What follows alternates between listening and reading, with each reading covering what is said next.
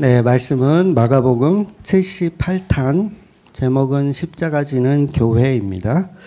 마가복음 15장 21절에서 32절까지 말씀 보겠습니다.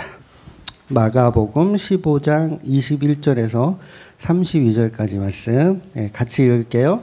마침 알렉산더와 루포의 아버지인 구레네 사람 시몬이 시골로부터 와서 지나가는데 그들이 그를 억지로 같이 가게 하여 예수의 십자가를 지우고 예수를 끌고 골고다라 하는 곳 해골의 곳에 이르러 모략을 탄 포도주를 주었으나 예수께서 받지 아니하시니라.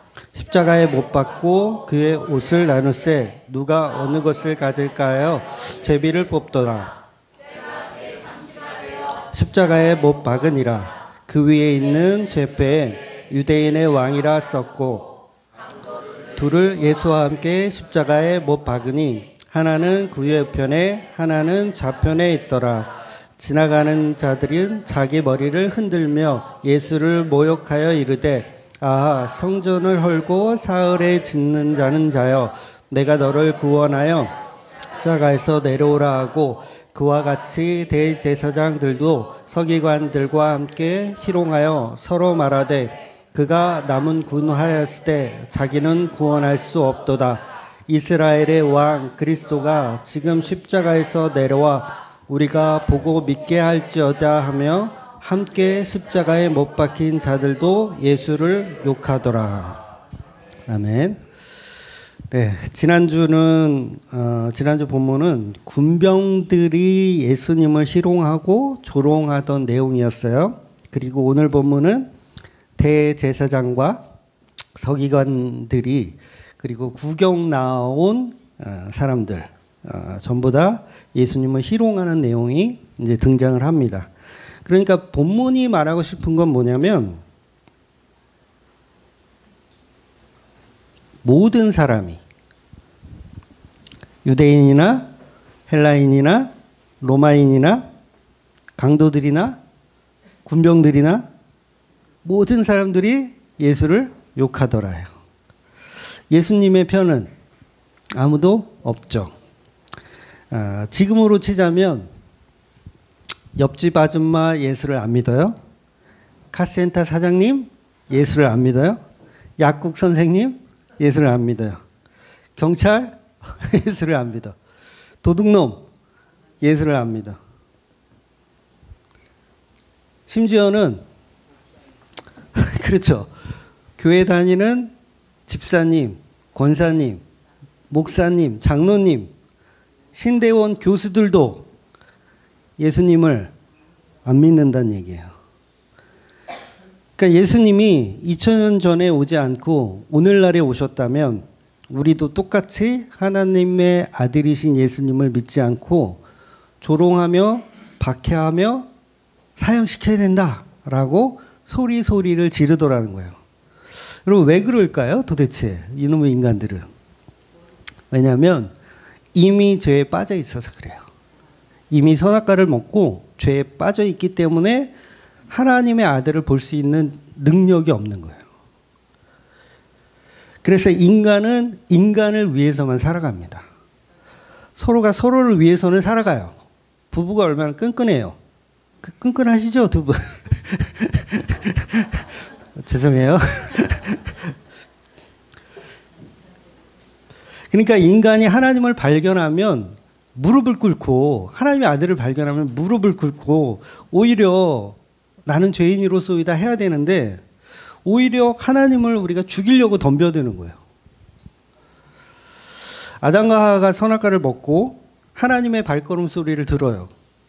그래서 어떻게 해요? 동산 사이에 숨어버리죠. 나무 사이에 숨어요. 왜냐하면 선악과를 먹으면 죽는다고 했잖아요.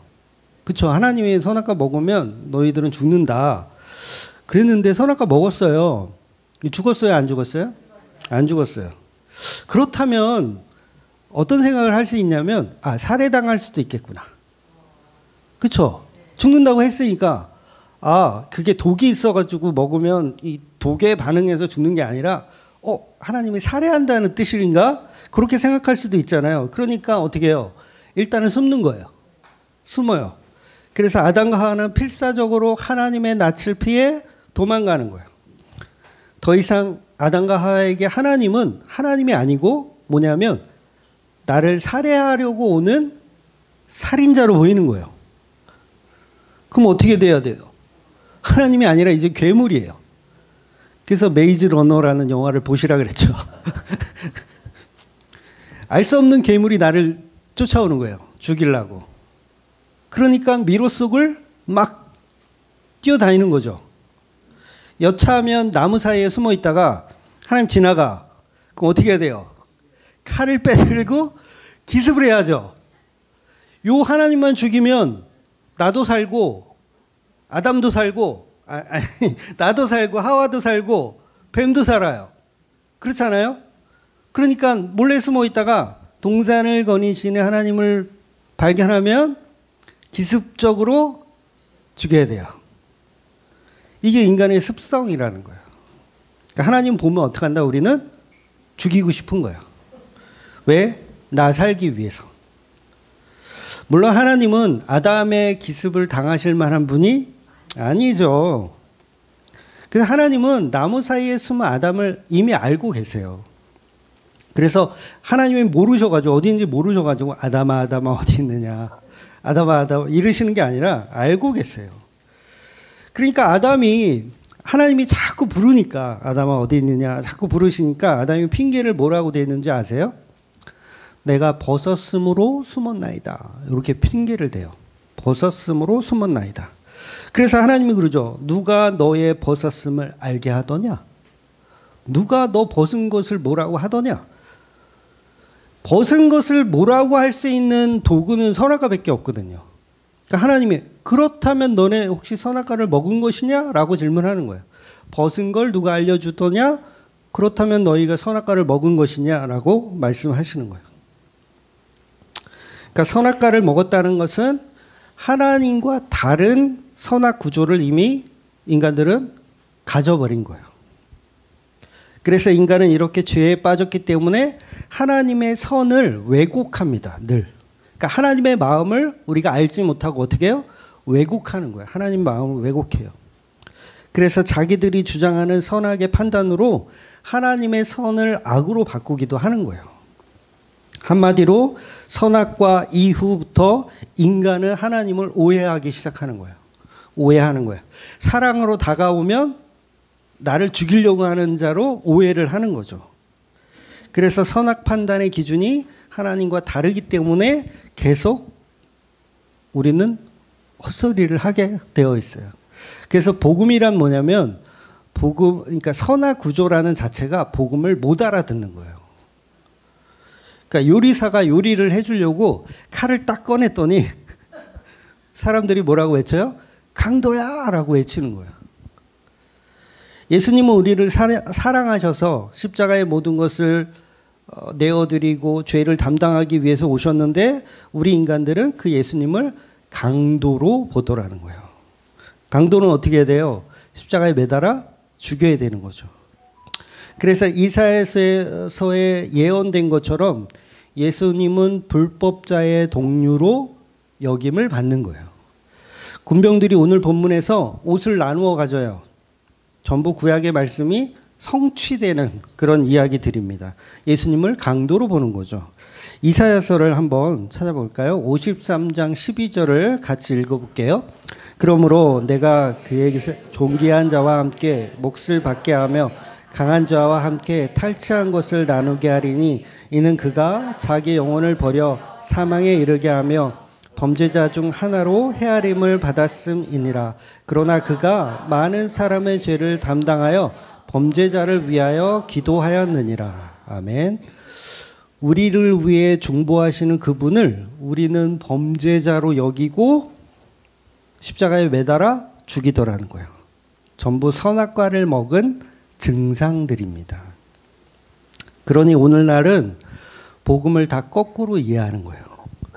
하나님은 인간을 지면에서 쓸어버리는 존재로 생각하시는데 잘 들으셔야 돼요. 하나님은 인간을 이 지면에서 다 쓸어버려야 하는 존재로 생각하고 계신데 우리 인간들은 하나님이 우리를 사랑하신다고 거꾸로 믿고 있어요. 하나님 우리를 사랑하신다, 거꾸로. 예수님은 우리를 사랑하셔서 십자가의 물과 피를 쏟으시면서 사랑하시는데 우리는 그 예수를 강도로 보도라는 거예요. 전부 거꾸로예요. 그러니까 복음은 계속해서 왜곡되고 인간들이 원하는 방식으로 변질되는 거예요.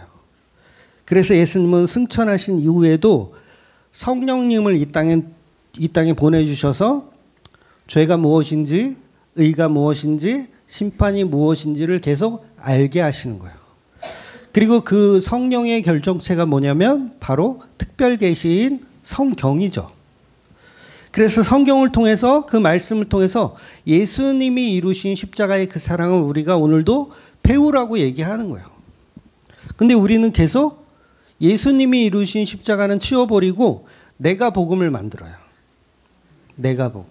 마태복음, 마가복음이 아니라 내가 복음 만들어버려.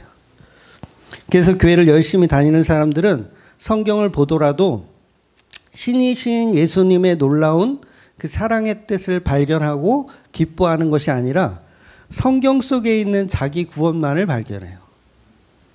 나 구원 받을 수 있는 어떤 방법. 그런데 그것은 진리를 믿고 있는 신앙생활이 아니고 무속적인 종교 생활을 하는 겁니다. 다른 종교의 구원이 없습니까? 다 있다고 말하잖아요. 자기네 종교를 배우면 극락에 갈 수 있다. 그래서 예수님은 요한복음 5장 39절에 정확하게 말씀해 주시거든요. 제가 읽어드리면 너희가 성경에서 영생을 얻는 줄 생각하고 성경을 연구하거니와 이 성경은 곧 내게 대하여 증언하는 것이라.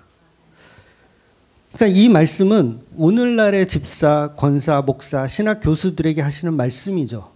뭐냐면 너희들은 성경 보면서 어떻게 하면 영생을 얻을까를 연구하고 있다. 그리고 영생을 얻었다라고 좋아하고 있다. 그러나 이 성경을 보는 관점이 너희들은 틀렸다라는 거예요.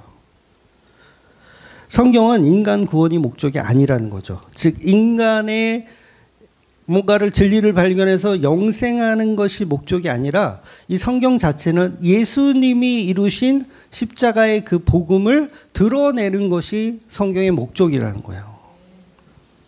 그래서 모세오경이 하나님의 말씀으로 믿었다면 반드시 너희는 예수인 나를 믿었을 것이다. 그런데 너희는 모세오경을 읽으면서도 자기 구원에만 심취해 있어요. 우리는 스스로 뭐라고 얘기해요? 하나님의 백성이다. 하나님이 선택한 이스라엘이다. 나는 하나님의 자녀다. 나는 하나님께 사랑받는 피조물이다. 이러면서 자꾸 뭘 만들어요? 잘못된 성경을 계속 믿어버리는 거예요. 그 자체가 성경을 엉터리로 보는 겁니다. 그럴 바에야 성경을 봐라, 보지 마라? 보지 말라고 하는 거예요. 그렇게 보려면 보지 마라. 그러니까 계속 엉터리로 계속 성경을 보면 그게 황금송아지를 계속 만들고 있는 거예요. 나를 위해 출애굽시켜준 황금송아지. 이분이 우리 하나님이다. 그러면서 믿는 거예요. 이 황금송아지는 우리의 왕이시다. 우리는 그분의 백성이다. 그러면서 황금송아지를 믿는 거죠. 그러니까 그거 아니라고 하나님의 아들은 따로 있어 라고 하니까 그 하나님의 아들을 어떻게 하고 싶어요? 죽여버리고 싶어. 얘를 죽여야 내가 상속을 받으니까. 그러니까 오늘날 우리 교회들도 성경 보면서 자기 구원만 보고 있으니까 예수님이 이루신 그 사랑에는 관심이 없게 되는 거예요. 전부 구원파가 되던가. 구원파가 뭔지 아시죠? 예수님이 십자가에서 단번에 해결했으니까 우리는 선민이다. 이제 구원받았다. 그리고 아무렇게나 살아도 된다. 아니면 또 율법주의자가 돼요. 이거 열심히 지켜가지고 우리 구원받자. 성경 보면서 그래 이거 지켜서 구원받아야지. 이거 지켜서 구원받아야지 하는 율법주의자. 아니면 또 영지주의자. 그냥 지식으로 믿고 다 해결됐다라고 생각하는 사람들. 저와 여러분이 본문에 등장하는 예수님의 시대에 그 십자가를 지고 걸어가는 예수님의 자리에 있었다면 우리는 예수님을 그리스도로 하나님의 아들로 잘 믿을 수 있었을까요?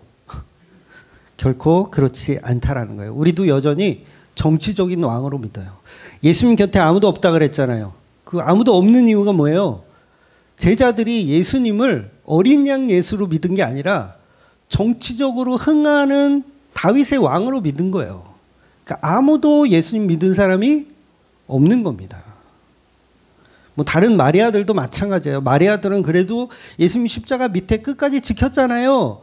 그 믿음이 있는 거 아니에요. 그런데 그분들도 죄송하지만 믿음이 있어서 거기를 지킨 게 아니에요. 그래서 우리는 제자들보다 못하고 마리아들보다 못하더라는 거예요. 그러니까 우리는 똑같죠. 지금 유대인들하고 십자가에서 내려와 봐라. 그러면 믿어줄게. 나를 부자 만들어줘 봐봐. 그럼 믿어줄게. 전도를 어떻게 당해요? 저 인간이 교회 다니더니 사업이 잘 돼. 나도 한번 믿어볼까? 이게 뭐예요? 십자가에서 내려와 봐라. 그럼 내가 믿어줄게. 실제로 많은 교인들은 지금도 그러고 있어요. 예수여 나를 부자 만들어 주소서. 예수여 나를 세계적인 리더로 키워주소서. 그럼 믿어줄게. 그런데 오늘 본문에서는 이런 상황 속에서 아무도 믿지 않는 이런 상황 속에서 희한하게 사람 하나가 난데없이 중간에 폭하고 등장을 해요. 그 사람은 바로 알렉산더와 루포의 아버지인 구레네 사람 시몬입니다. 과연 예수님이 십자가를 함께 지고 가는 이 사람, 과연 누구일까? 예수님의 복음은 예수님의 십자가를 혼자 이루는 것이 맞아요. 예수님이 복음 혼자 이루세요. 십자가 예수님이 혼자 이루시는 게 맞아요. 그런데 본문에서는 희한하게 예수님이 누군가에게 도움을 받아요. 이건 자존심 상하는 일이에요. 예수님으로서는 내가 복음을 위해서 이렇게 왔는데 누가 나를 도와줘. 여러분이 하나님의 아들이면 기분 나빠야 기분 좋아요? 기분 나쁘죠. 왜 도와줘? 내가 다 이루어야 되는데. 그러니까 마가는 그냥 지나가는 사람이라고 표현해도 되고 요거 삭제할 만도 하거든요. 왜냐하면 마가는 신본주의적인 복음을 이미 다 알고 있는 사람이기 때문에 이 부분은 좀 너무 그렇다. 예수님이 다 이루셔야지 왜 도움을 받아? 요건 삭제할 만도 해요. 그런데 시몬이라는 그 이름을 너무도 명확하게 마가는 기록하고 있어요. 그러니까 실명과 함께 또 이게 동명들이 또 많을 수 있잖아요. 동명들이 많을 수 있으니까 시몬을 정확하게 구분하기 위해서 구레네 사람 시몬 그리고 그의 아들들의 이름까지 거론하고 있어요. 뭐 예주 아빠 이혜원, 뭐 진주 아빠 이혜원 이런 식으로 파주에 사는 진주 아빠 이혜원 이런 식으로. 그래서 알렉산더와 루포의 아버지인 구레네 사람 시몬이라고 명기를 하더라는 거예요. 그러니까 이 인물은요 굉장히 중요한 인물임이 틀림이 없고 마가복음을 읽고 있는 독자들은요 구레네 사람 시몬 누군지 아는 거예요. 그러니까 설명을 다 해주니까. 그러니까 교인들에게는 물론 지금은 그렇게 유명한 사람은 아닐지 모르겠지만 나중에 교회들이 이렇게 전파되는 과정 속에서 이 구레네 사람 시몬이라는 사람은 굉장히 유명한 사람이 틀림이 없어요. 그래서 루포라는 이름이 로마서에 잠깐 등장을 하거든요. 로마서 16장에 보면 바울이 문안 인사를 드릴 때 루포의 어머니는 사도 바울의 어머니와 같은 존재다라는 표현을 하고 있어요. 그래서 중요한 건 구레네 사람 시몬은 바로 예수님의 십자가를 함께 지고 가는 자인데 그 자가 바로 우리 교회를 상징하더라는 거예요. 교회, 성도를 상징하는 거죠.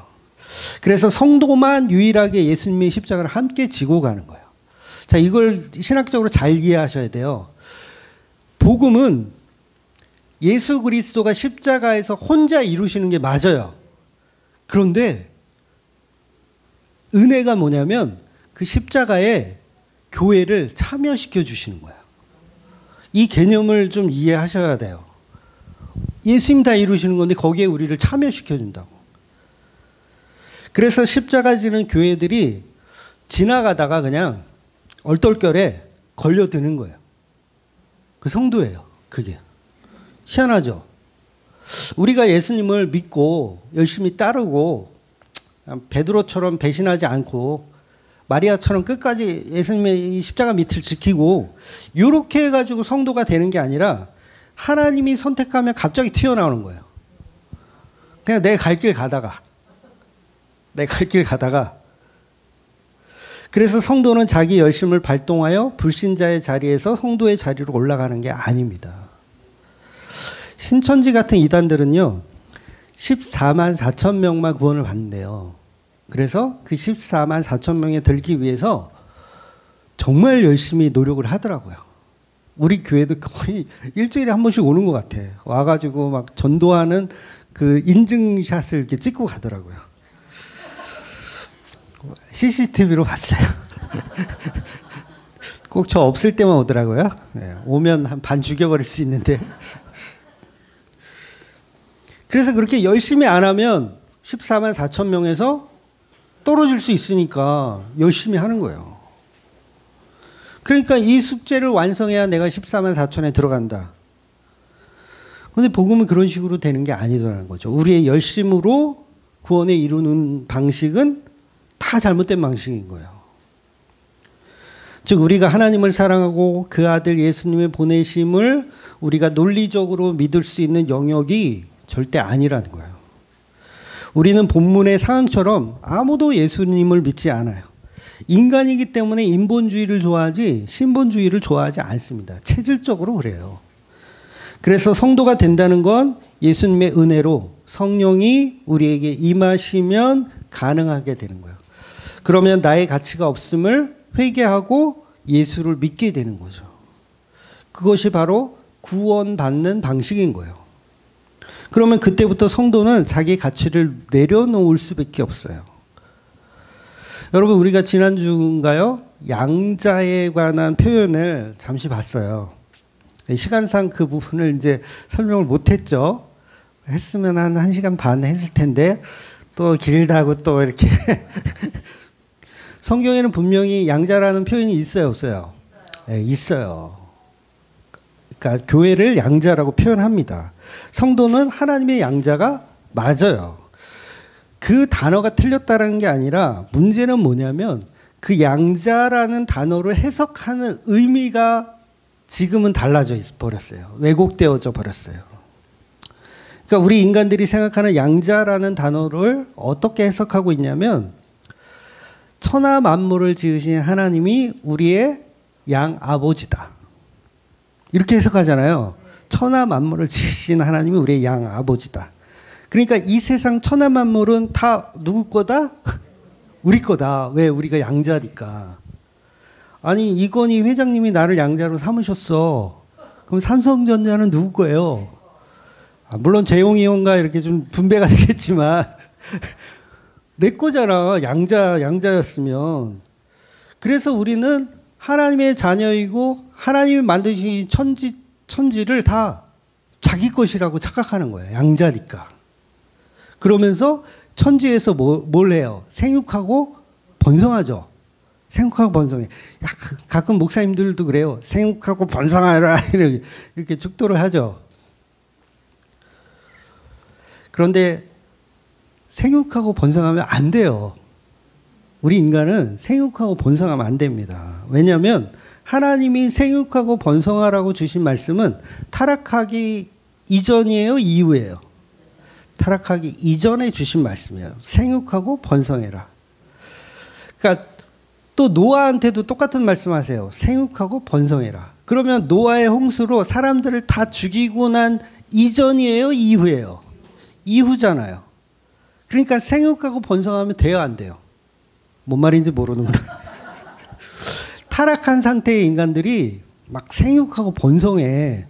아담 하와가 선악과를 먹고 생육하고 번성해. 그럼 돼요? 안 돼요? 안 되는 거예요.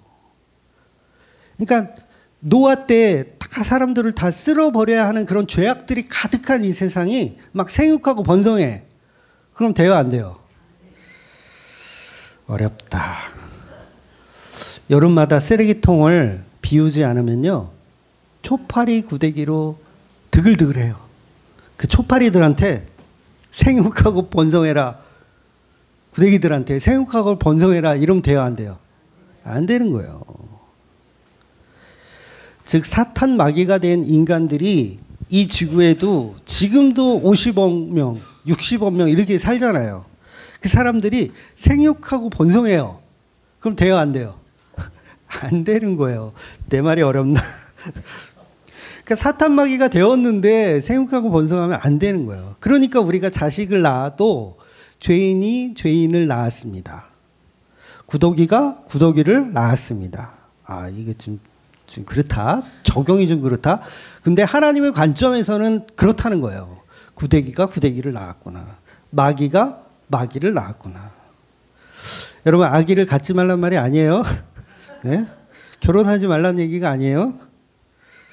아기 낳으면 축하해줘야죠. 축하해줘야죠. 그런데 그 축하는 나도 마귀니까 축하해주는 거예요. 마귀가 마귀를 낳았으니까. 자, 어려우신 분은 패스. 자, 그럼 예수님이 하나님의 아들이에요. 그렇죠? 친아들이라고 표현해 볼게요. 하나님의 친아들. 양자인 우리에게 예수님은 뭐죠? 맏형. 그렇죠? 맏형. 큰오빠. 좀 반응해 주세요. 맞죠?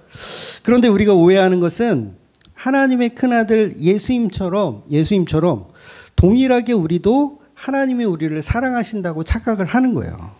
그러면서 만사형통을 원하죠. 하나님의 자녀니까. 이 세상에 하나님의 자녀의 모습은 어때야 돼요? 성공한 삶을 살아야 되죠. 찌질하게 살면 되겠어요? 전도가 되겠습니까, 그럼? 맨날 예수 믿는다고 하는데 찌질해. 맨날 얻어먹고.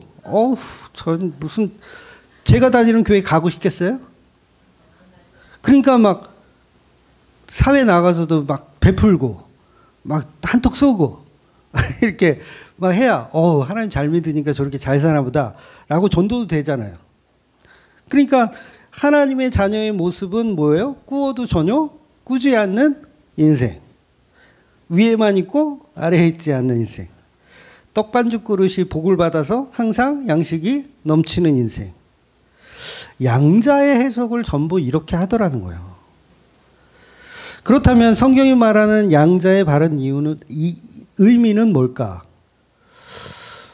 저와 여러분이 예수님과 같은 자녀라면, 하나님의 자녀라면 뭘 해야 될까요? 잘 모르겠으면 큰형이 무슨 일을 했는지 보면 되잖아요. 큰형은 뭐 했냐면 하나님의 발음도 안 되네. 아들이신 예수님은 십자가에 죽으셨다고요. 그렇다면 우리가 양자의 영을 받았다면 우리는 뭘 해야 될까요? 이제 말이 좀 통하시는군요. 우리가 양자라면 우리도 십자가에 죽는 양자를 말하는 거예요. 이 세상을 왕자로 살면서 호의호식하며 살라는 그런 양자가 아니라 이렇게 이야기하는 교회가 있다면 그건 거짓 선지자입니다. 우리가 양자라는 의미는 예수님처럼 너희도 십자가를 지고 죽어야 된다는 얘기를 하는 거예요. 그러니까 진짜 양자라는 의미를 아시는 분들은 나도 예수 그리스도와 함께 십자가에 죽었습니다. 그 양자예요. 그 양자. 그래서 사도 바울이 말하는 양자의 의미는 며느리와 같은 개념이에요. 내 아들 예수의 며느리. 그래서 예수님을 신부된 교회, 교회를 신부된 교회, 예수님의 신부된 교회라고 얘기하잖아요.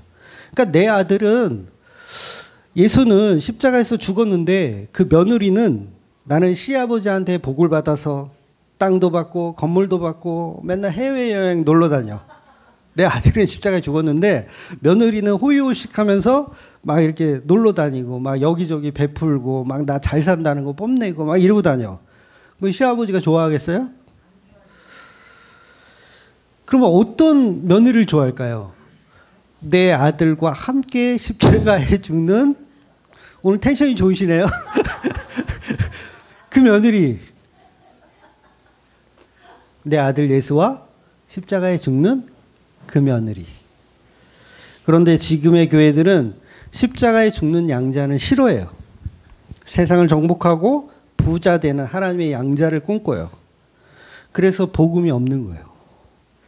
로마서 한번 찾아볼게요. 8장 15절에서 16절 말씀 한번 볼게요. 너희는 다시 두려워하는 종의 영을 받지 아니하고 양자의 영을 받았으므로 우리가 아빠 아버지라고 부르짖느니라. 성령이 친히 우리의 영과 더불어 우리가 하나님의 자녀인 것을 증언하시나니. 자, 이 말씀만 두 절만 딱 보면요, 어떻게 우리가 해석을 할 수 있냐면, 아빠 아버지구나.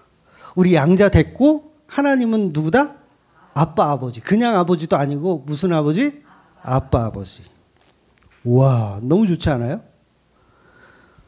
우리의 영과 더불어 우리를 자녀 삼아 주시고, 그리고 15절에는 양자의 영을 받았으니 우리가 하나님을 아빠라고 부를 수 있는. 얼마나 신나요. 그리고 우리가 기도할 때도 그러죠. 아버지. 좀 세련된 친구들은 아빠. 그러면서 우리가 기도하고 찬양하잖아요. 그러면서 천지를 창조하신 그분이 내 아빠다. 그래서 이 아바라는 단어를요, 원래 이게 원어가 아바거든요. 아빠가 아바라는 표현이에요. 근데 이거를 아빠라고 지금 번역을 실제로 해놨어요. 성경이 아빠라고 번역을 해놨어. 그런데 이거 굉장히 큰 문제가 생겨요. 이거 아바를 아빠로 번역하게 되면 한국 사람에겐 특히 왜곡돼 버려요. 왜냐하면 아빠라는 단어에는 어떤 의미가 있냐면 응석 부리고 막 이거 주세요, 저거 주세요, 막 이게 애기처럼 막 투정 부리는 그런 아빠로 인식하기 때문에 그렇게 해석하면 안 돼요. 여러분, 겟세마네 동산에서 예수님이 기도하실 때 거기도 마가복음에 보면 아바를 아빠로 번역을 해놨거든요. 예수님이 아빠 살려주세요 이런 느낌일까요? 응석 부리며 투정 부리는 그런 느낌의 아빠라고 불렀을까요? 전혀 아니에요. 그렇게 번역하면 안 돼요. 그러니까 예수님이 겟세마네에서 기도하실 때는 정말 땀방울이 핏방울이 될 정도로 죽기 살기로 기도하는 거예요. 전혀 응석 부리거나 막 이렇게 애기처럼 구는 내용이 없어요. 근데 이걸 아빠라고 번역을 해놨어요. 물론 친근함의 표현으로는 맞아요. 친근함. 같다라는 동격적인 의미의 아빠라는 해석은 맞지만 응석 부리는 유로 해석해서는 안 된다는 거죠.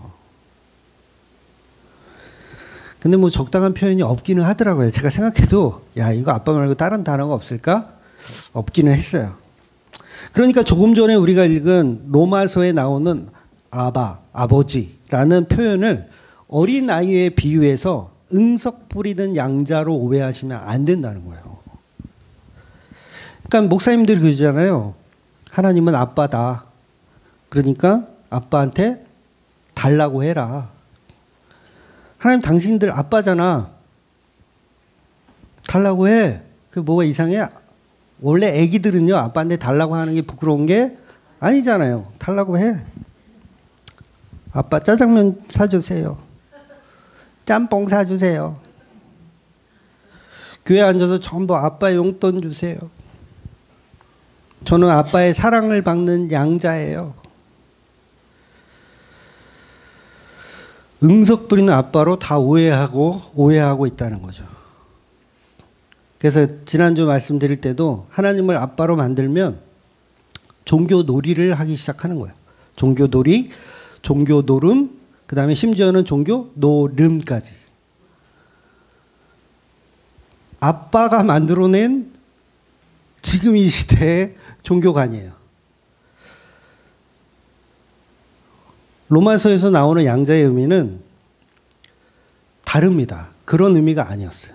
그러니까 왜 그러냐면 16절까지만 우리가 방금 봤는데 16절까지만 보고 17절은 안 봐서 그래요. 응석 부리고 막 그러는 양자인데 17절은 딴소리를 한단 말이에요. 17절 한번 볼까요? 17절 같이 읽을게요. 자녀이면 또한 상속자 곧 하나님의 상속자여 그리스도와 함께한 상속자니 우리가 그와 함께 영광을 받기 위하여 고난도 함께 받아야 할 것이니라.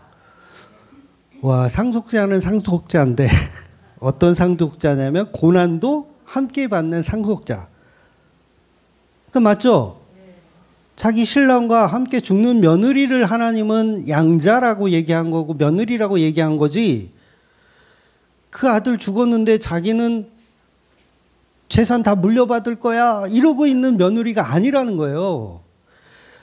시아버지 짜장면 사주세요 이런 며느리가 아니라고요. 그리스도는 양자는 양자인데 그리스도와 함께 받는 상속자. 즉 예수님 없이 우리가 하나님을 아빠 아버지라고 부르는 자체가 잘못된 거예요. 그거. 그러니까 친아들 예수와 함께 상속받는, 그래서 십자가도 함께 상속을 받은 거예요. 뭘 상속받았다? 십자가를 함께 상속받는 며느리, 상속받는 양아들. 이건희 회장한테 양자로 들어갔더니 재산은 안 주고 이재룡과 함께 감옥에 가래요. 비유가 아주 적절했다. 그 양자 하고 싶겠어요? 하기 싫죠. 근데 누구는 해요? 이재룡을 사랑한다면. 이해가 되세요? 무슨 말인지? 그러니까 우린 좋다 마는 거야. 복음이 들어오면 좋다가 말아. 에이씨, 양자 안 할래. 그때부터 이제 양자 안 할래. 그러니까 우리가 양자이니 천지가 내 것이고 하나님이 천지보다 나를 귀하게 여기신다, 이런 환상에서 빠져나오셔야 된다는 거예요. 나의 하나님은 천지보다 나를 귀하게 여기신다라는 말씀이 성경에는 없어요. 없어. 사람들이 만들어낸 거짓말입니다. 천지의 만물보다 하나님은 당신을 사랑하십니다, 이 말이 거짓말이라고요. 그럼 뭐가 맞아요? 십자가와 함께 죽는 양자. 그래서 예수님이 십자가에서 그러시죠. 아버지여 아버지여 어찌하여 나를 버리셨나이까. 즉 우리가 양자인데 하나님이 그 양자를 버리는 거예요. 그러면 우리가 양자인 우리가 어떻게 대답하냐면 하나님 어찌하여 양자인 나를 버리셨나이까, 이거예요. 이게 복음의 시작이에요. 절대로 생육하고 번성하는 양자가 아닙니다.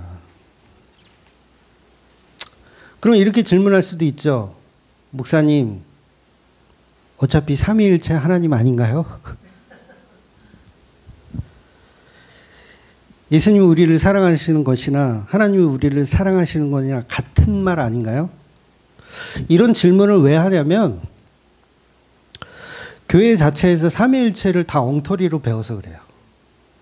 삼위일체 맞아요. 이거 부정하는 거 아닙니다. 삼위일체 맞아요. 그런데 그 해석을 너무 엉터리로 해요. 예를 들면 이런 거예요. 삼위일체를 해석할 때 뭐 물이 액체가 되었다가 다시 기체가 되었다가 또 얼음이 되었다가 이렇게 변형되죠. 이렇게 변형되는 게 삼위일체다. 그러니까 본질은 바뀌지 않지만 모양이 바뀐다. 그 다음에 또 어떤 비유가 있을까요? 하나님이 이제 옷만 바꿔 입고 이 땅에 오실 때 예수라는 옷을 입고서 이 땅에 오셨다. 본질은 똑같은데. 성령님도 마찬가지고. 집에서는 제가 아빠고 교회 오면 목사고 마트에 가면 아저씨인 것처럼. 그렇죠? 본질은 똑같은데 모양만 바뀌었다. 이런 유의 삼위일체의 해석들이요, 수천 년 동안 내려오고 있어요. 근데 이거 다 잘못된 해석이에요. 양태론이라고 하는 이상한 이단적 사상입니다. 그런데 교회에서는 지금도 삼위일체를 그렇게 이해하고 있어요. 그런데 삼위일체는 뭐냐면 말 그대로 신비예요. 신비. 우리 인간들은 그 수준을 알아낼 수 있을 방법이 없어요. 다만 중요한 건 뭐냐면 예수님은 명확하게 삼위일체를 설명하신 내용들이 요한복음에 나와요. 그 대표적인 게 이제 14장 9절인데 우리 같이 읽어볼게요.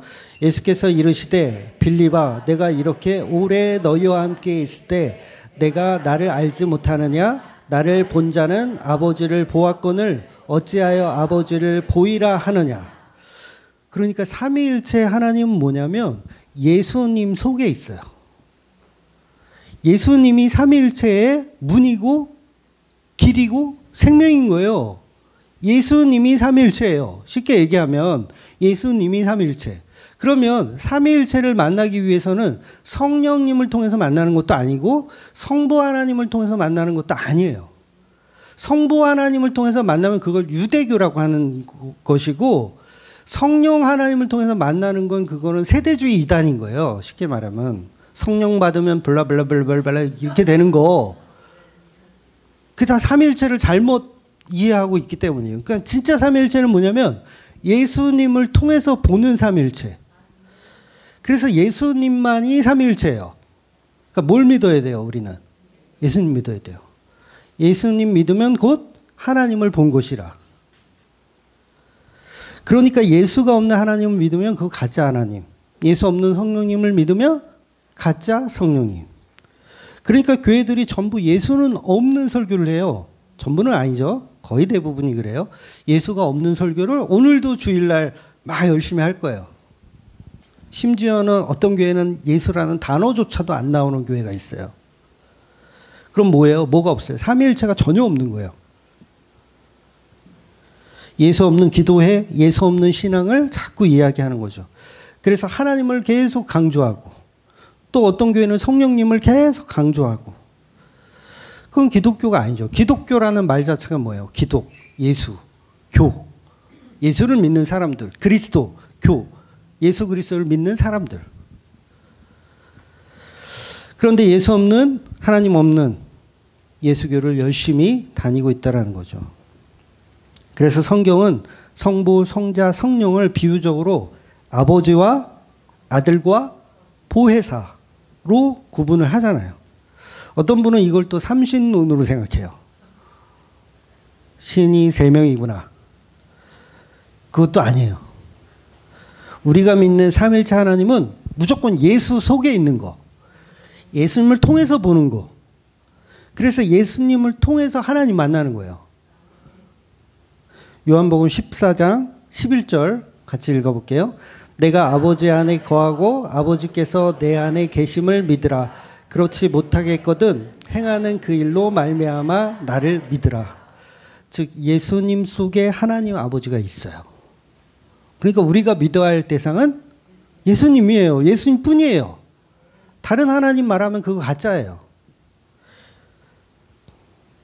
그래서 예수님 믿는 거예요. 예수님 믿는 거. 그래서 성부는 하나님 우리를 사랑할 때 반드시 예수 그리스도의 십자가를 통해서만 사랑하십니다. 이게 중요한 거예요. 하나님은 우리를 사랑하세요. 사랑하는데 어떻게 사랑하냐면 예수님의 십자가를 통해서만 우리를 사랑하신다고요. 우리가 생육하고 번성해야 돼요. 어떻게? 예수님의 십자가를 통한 생육과 번성을 해야 되는 거예요. 그래서 예수님이 직접 내가 길이요 진리요 생명이니 나로 말미암지 않고는 아버지께로 갈 자가 없느니라. 그런데 다른 복음을 말한다면 그건 다 사기꾼입니다. 우리가 십자가에 죽는다는 의미가 뭐예요? 예수를 사랑하는 자로 죽는 거잖아요. 아내는 남편 때문에 죽는 거예요. 예수를 나의 전부로 여기는 자들이 십자가에 죽을 수 있는 거죠. 그래서 내 남편인 예수님이 십자가의 길을 가시면 그 길을 교회들은, 신부된 교회들은 따라가는 거예요. 막말로 예수님이 지옥 가시면 지옥으로도 어떻게 해요? 따라가는 거예요. 오늘 본문에서 시몬처럼 예수님이 골고다로 가시면 그 골고다를 따라가는 거예요. 따라가는 게 성도예요. 그러니까 여기에는 인간이 어떤 판단하는 선악 구조 자체가 없어요. 그 길이 옳은지 틀린지 이런 걸 생각하는 게 아니라 예수님이 무리를 걸어가시면 우리도 무리를 걸어가는 거고, 예수님이 가시밭길을 걸어가시면 가시밭길 걸어가는 거예요. 저와 여러분이 성도라면 예수님의 길이 옳든 옳지 않든 상관없이 가게 됩니다. 그런데 오히려 우리가 예수님을 가르치려고 하죠. 예수님 그 길은 아닌 것 같아요. 아예 그냥 예수님을 자기 등에 업고 가려고 그래. 짐이 무거우냐? 그 짐 내려놔라 하시는데 자기가 예수님을 업고 가려고 한다니까요. 사역이라는 이름으로, 선교라는 이름으로 예수님을 자기가 등에 업고, 내가 예수를 등에 업고 저 개척지로 간다.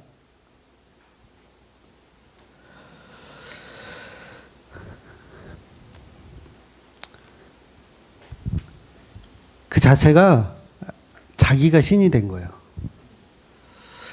그러니까 예수님이 우리를 초대해야 되는데 우리가 예수님 초대하려고 하는 거. 성도는 예수님의 그 좁은 길로 갈 수밖에 없습니다. 왜? 한 몸이니까. 한 몸이에요. 사람이 부모를 떠나 그 아내와 합하여 그 둘이 한 육체가 된다는 말씀처럼 예수님이 그렇게 하신 거예요.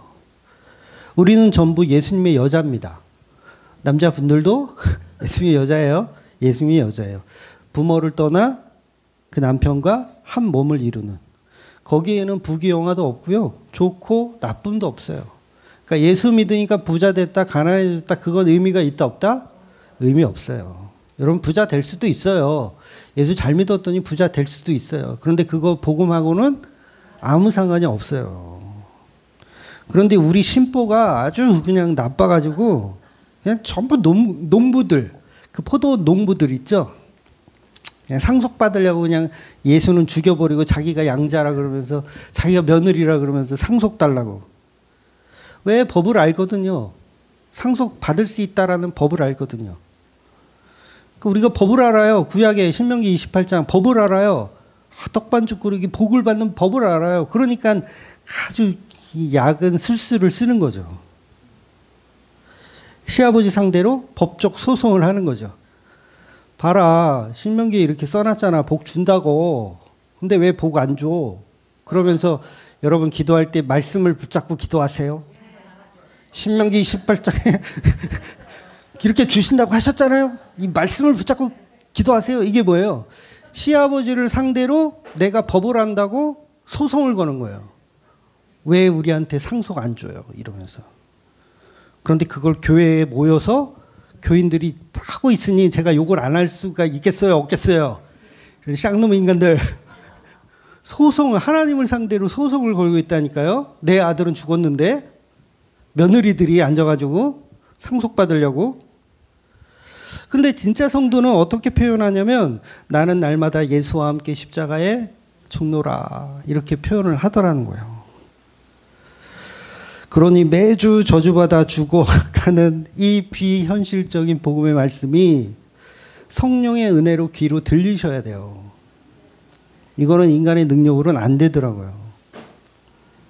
하나님이 나를 사랑하지 않는데, 우리 목사님이 그러는데 하나님이 나를 사랑하지 않는데 나는 죽어 마땅한 죄인일 뿐이래. 생육하고 번성하지도 말래. 지옥 가도 마땅한 놈이래. 그렇게 얘기하는데 그 와중에 누군가가 내 손을 잡아주시는 거예요. 누군가 봤더니 내 남편. 죽은 줄만 알았던 내 남편이 부활하여 새로운 생명으로 내게 다가오는 거예요. 그럼 그때부터 어떻게 살면 돼요? 그 예수님의 손만 탁 붙잡고 붙들린 채로 살아가면 되잖아요. 여전히 소송 걸 거예요. 시아버지, 우리 남편이 살아왔으니 이제 다시 소송을 다시 시작합시다. 그래서 양자됨은 우리의 노력도 아니고 본문의 구레네 사람 시몬처럼 강제로 주어지는 은혜예요. 그러니까 시몬이라는 사람은요, 사회적으로 보잘것없는 인물이 아니에요.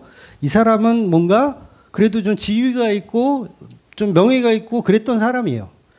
그런데 갑자기 군병 하나가 야, 너 십자가 대신 지고 가.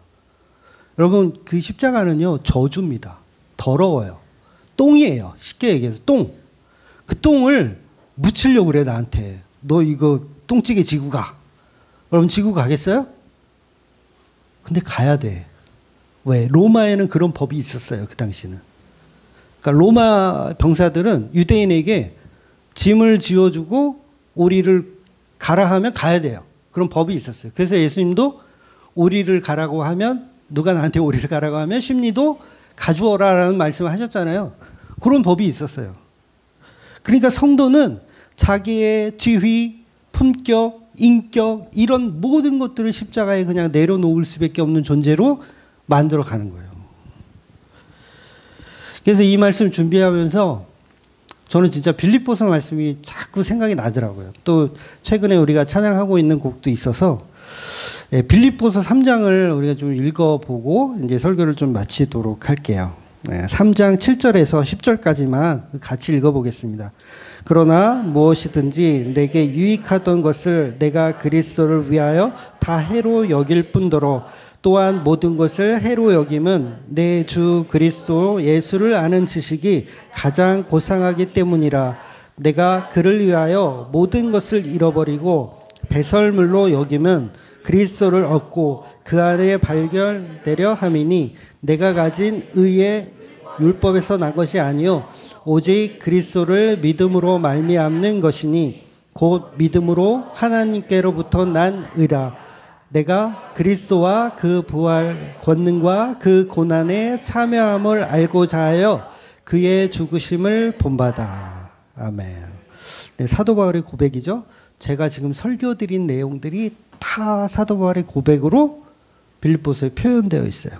그러니까 다른 거 필요 있다 없다? 없다. 예수를 아는 지식이 내게는 가장 고상하며 그의 죽으심을 본받아. 뭐 하겠다는 거예요? 나도 십자가에 예수와 함께 죽기를 원하노라. 그래서 날마다 죽노라. 이 고백을 우리도 동일하게 할 수 있는 성령의 은혜가 주어지시기를 주의 이름으로 축원드리겠습니다. 아멘. 기도하겠습니다.